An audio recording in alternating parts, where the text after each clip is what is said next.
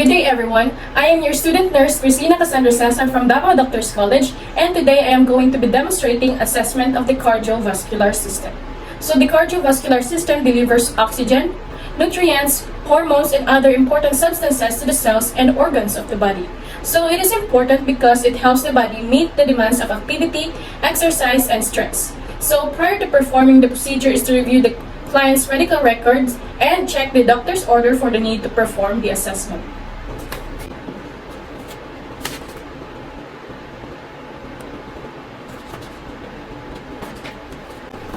Okay, so this is done in order for us to know the previous medical history of the patient to provide focus for the physical assessment of the patient. Next is to determine the scope of assessment needed and prepare necessary equipment needed. So this is done in order for us to be able to know the extent of our physical assessment. And also preparing all the necessary equipment saves time and energy. So this equipment includes this pen light, which will be used as our light source, gloves to protect myself and my patient from cross-contamination, this rectangular card and ruler to measure the patient's jugular venous pressure, stethoscope to auscultate heart sounds, and lastly, pen and paper for documentation. Alright, so before having contact with our client, let us perform hand hygiene, apply gloves, and observe other appropriate infection procedures. So this is done to prevent the spread of microorganisms and cross-contamination.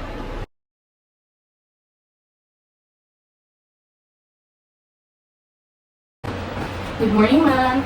I am Cristina Cassandra Cesar, and I will be your student nurse for today. So before we begin the assessment, can you please state your complete name and birthday for me, please? So I am Angel Andy Valle. My birthday is June 15, 2003. Okay, thank you. So by the way, ma'am, how would you like me to call you? You can call me Angel. Okay, so I'll call you Angel from now on, okay? So verifying the client's identity helps us to know if we have the correct client. And establishing rapport with the client makes them feel comfortable and less anxious. Okay, so today, Miss Angel, the procedure that we will be doing is that I am going to assess your cardiovascular system, which means I have to check for your pulse on your neck, on your arms, your legs, and of course, listen to your heart sounds. Would that be okay with you po? Yes. Okay, so before we proceed to the proper assessment, Angel, do you have any concerns or clarifications? I am open to discuss it with you. Done so far. Okay, thank you. So explaining the procedure to the client is done to elicit cooperation from the client. And providing the opportunity to ask helps us to know if there's more information that our client would like to know more about. Okay, so Miss Angel, is the room temperature fine or do I need to adjust it? It's fine.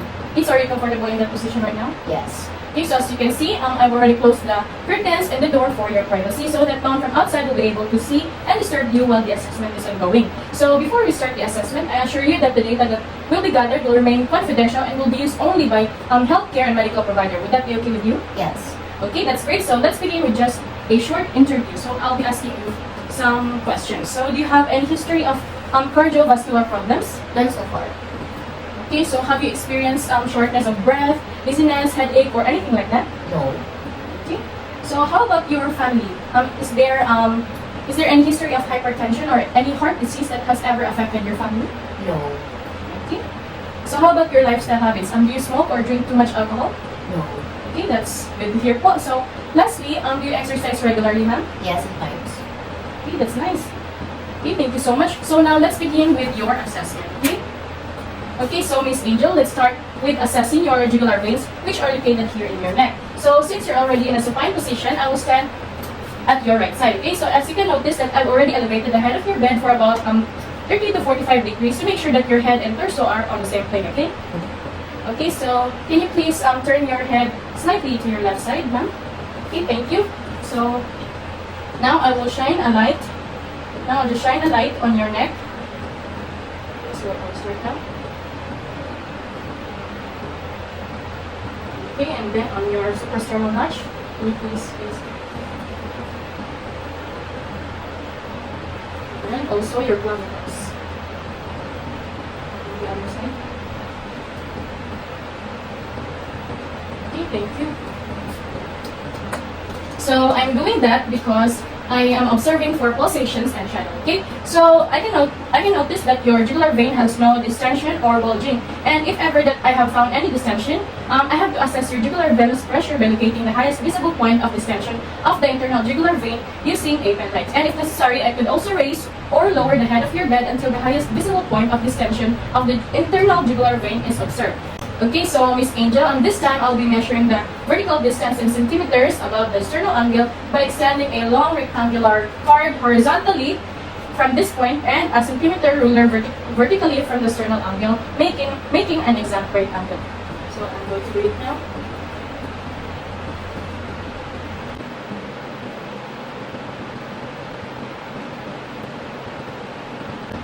Okay, thank you.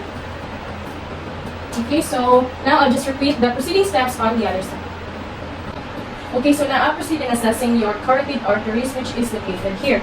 Okay, so Miss Angel, can you please move your head slightly towards your right side since I need to examine it?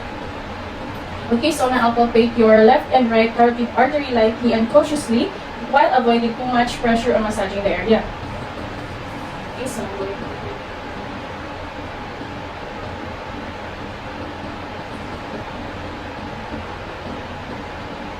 okay, because I'm doing this because palpating it very likely avoids blocking circulation or triggering bradycardia, hypotension, or even cardiac arrest. Okay, so close your mouth. Okay, so this time, Miss Angel, can you please turn your head slightly towards your left side? Okay, so now I will place the bell of my stethoscope over your carotid artery. So can you please hold your breath for a moment while I'm auscultating your carotid artery? Okay, so I'm going to auscultate now. Okay, so now listening for the sound of food.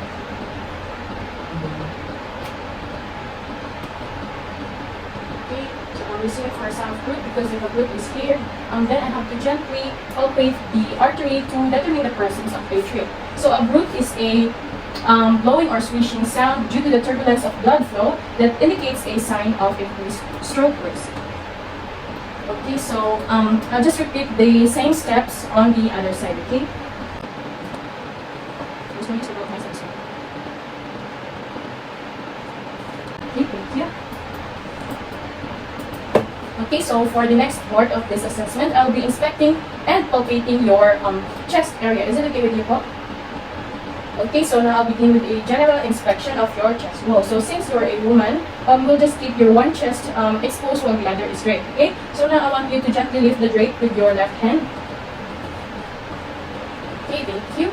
Then I will look for any abnormal pulsations by shining a tangential light across over your chest wall, over your cardiac apex to make these movements more visible. Okay. I'm going to shine this red light on your chest wall now.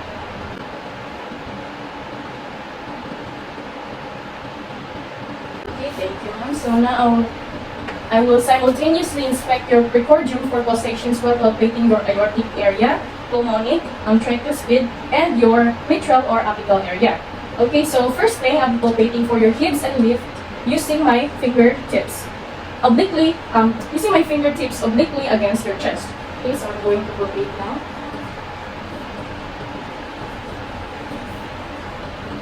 First will be your aortic.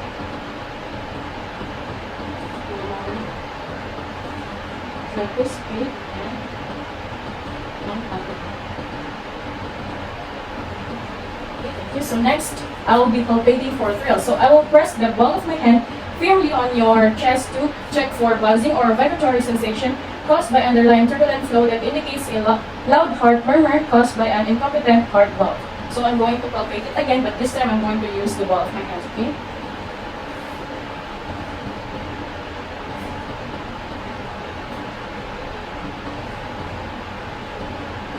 Okay, thank you. So now this time, I will palpate impulses using finger pads flatly or obliquely on your aortic, pulmonic, and tricuspid areas only. So I'll just do the same steps again, but this time only the 3 anatomical sites, okay?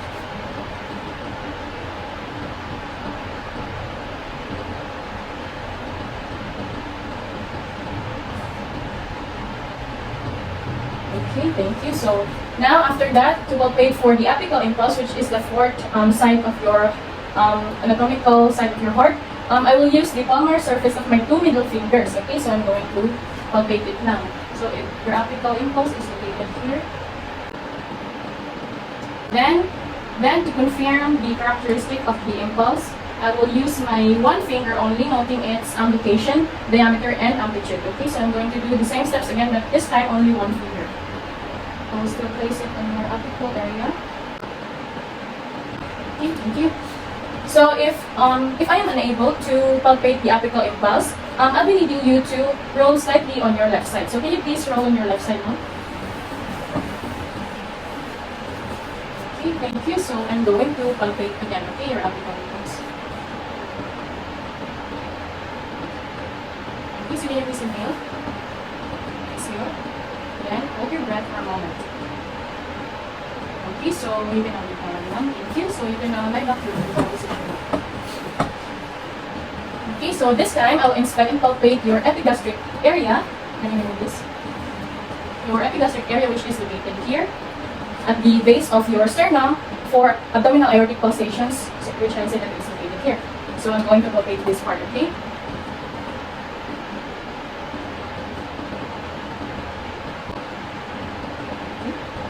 Okay, thank you. So now let's proceed with the auscultation. So the next thing that I'm going to do is to assess your heart rate and rhythm by placing the diaphragm of my stethoscope.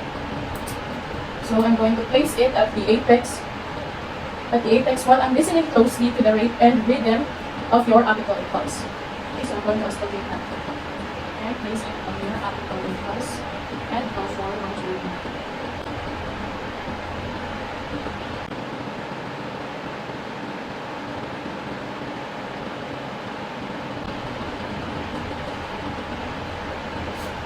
Okay, so note that if irregular rhythm was detected, I'm going to assess for a pulse rate deficit.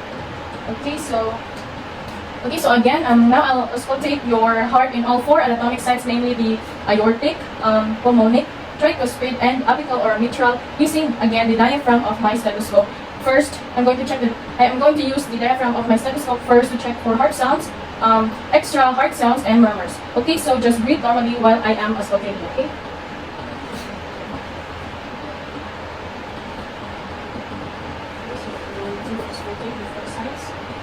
So, for aortic, so you can do pulmonic, tricuspid, and renal apical. Okay, so I'll just do the same procedure, but this time I will now use the bell part of my stethoscope. Okay, I will still auscultate the four anatomic sites, but with the use of the bell.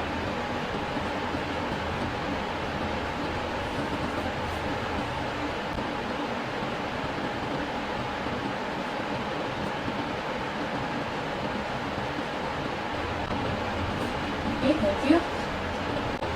Alright, so I'll be repeating the same steps, but this time I need you to face laterally on your left side. So can you please roll on the left side? Okay, so now I'll be using the diaphragm of my stethoscope for high-pitched sound. So I'm going to place the diaphragm of my stethoscope on your aortic area. Can you please inhale, exhale, then hold. Inhale, exhale, hold. Inhale, exhale, hold. Okay, so inhale, exhale, hold. Okay, thank you. So I'll just do the same procedure, but this time I will use now the bell of my stethoscope. So just keep time on that side.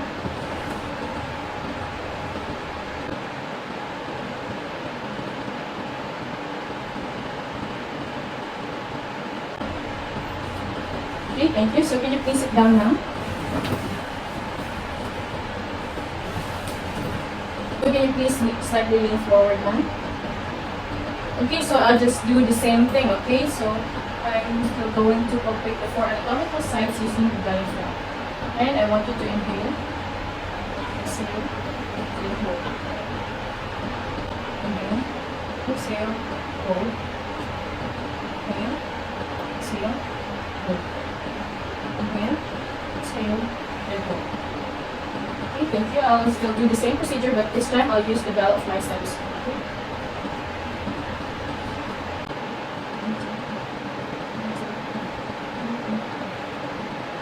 Okay, thank you. You can lay down now, ma'am. Okay, so ma'am, I'm going to proceed now to assess each of your arms from your fingertips to your shoulders, okay? So, can you please make like this because I'm going to palpate for the temperature. Okay, so I'm going to palpate now using the dorsal surface of both hands.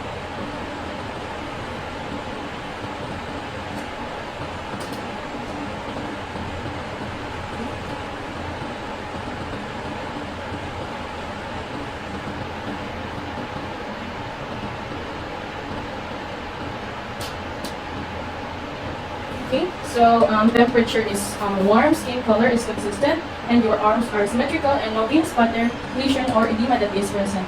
Okay, so in the dependent position of your limbs, there's a presence of superficial veins, but when it is elevated, the veins collapse. Okay, so this time I'll be palpating for your radial pulse, ulnar pulse, and your brachial pulse. Okay, so I will palpate it individually and bilaterally. Okay, so your radial pulse is located here, so I'm going to palpate it now. Okay, and your ulnar pulse. Then lastly your brachial pulse. Okay, thank you. So I'll also do it on the other side. Okay. This is your radial pulse, your ulnar pulse, and your brachial pulse. Okay, thank you. So I'll be checking also for your capillary feel. So can you please make that this?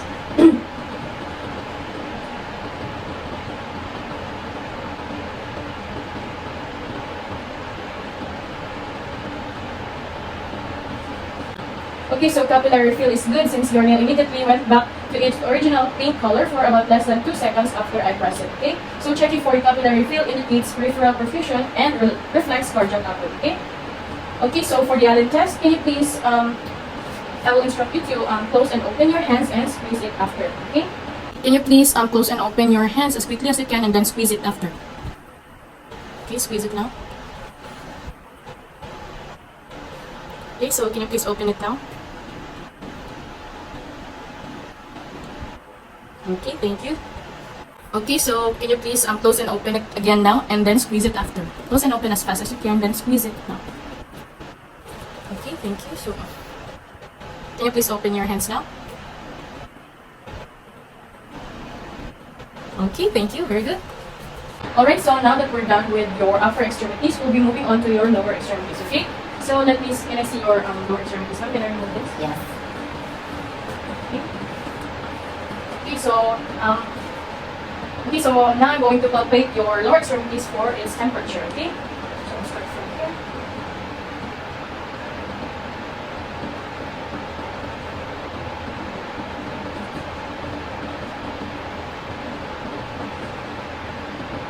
Okay, so so the temperature is warm, your skin color is consistent, and your legs are symmetrical, and there is no presence of edema and skin lesions that is present. Okay, so now in the dependent position of your limbs, there's a presence of superficial veins, but when it's elevated, the veins collapse. Okay. Okay, so this time I'll be palpating for your femoral pulse here, which is located here, your popliteal pulse, which is located here, your posterior tibial, and your dorsalis pedis. So I'm going to palpate that individually and bilaterally. Okay. Okay, so I'm going to palpate now.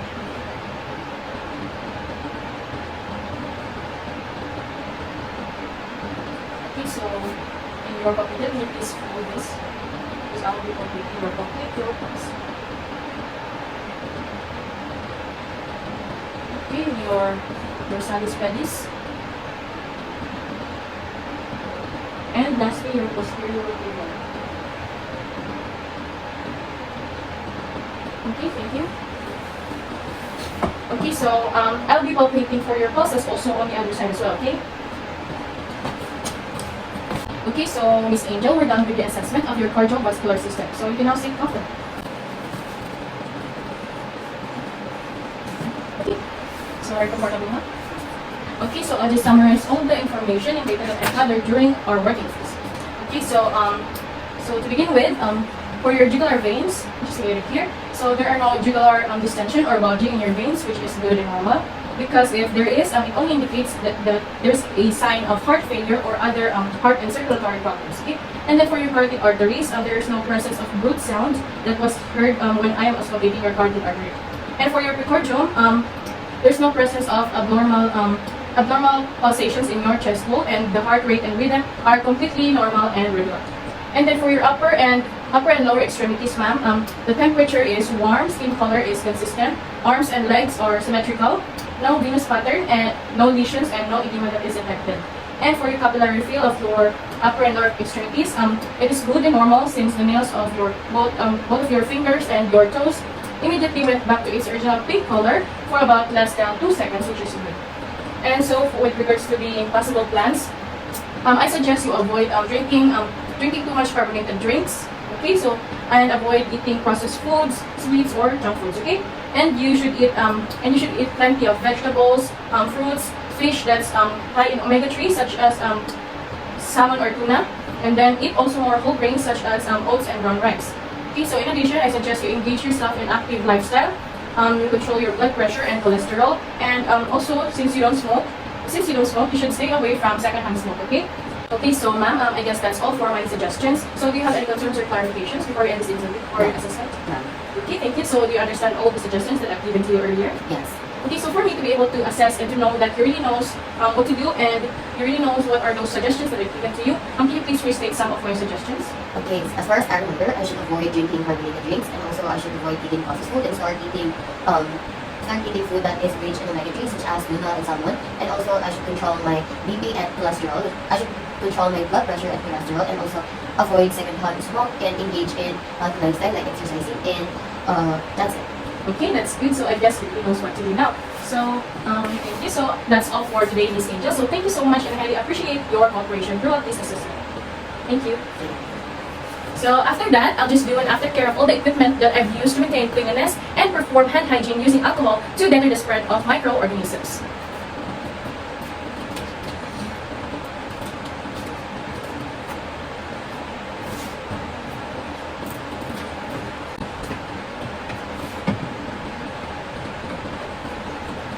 Okay, so lastly, I'll document all the findings in the client record using printed or electronic forms or checklists supplemented by narrative notes when appropriate.